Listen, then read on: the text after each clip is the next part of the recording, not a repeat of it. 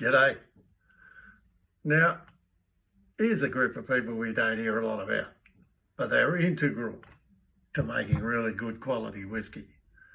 And that's the wonderful craft people that are called coopers.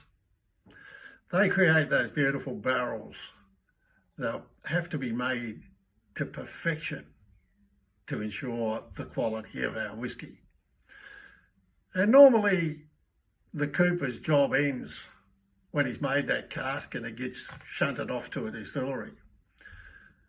And we realise just how much effort a small craft cooperage puts in. In fact, it's the same kind of effort that we put into creating the spirit.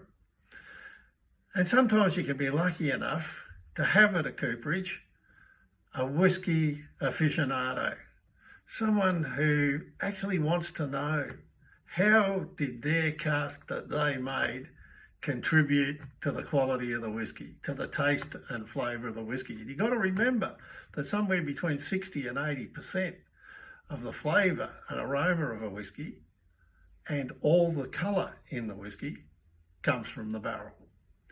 So thinking about that, we invited one of our coopers from the cooperage who is a lover of whisky, who does have that desire to know more about what happens within the cask once we put our spirit in.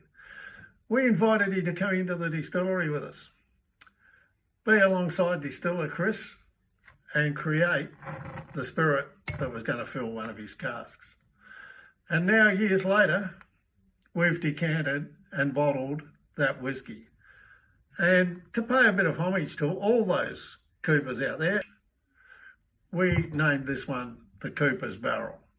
There aren't many of them, only 40 bottles. This is a magnificent whisky.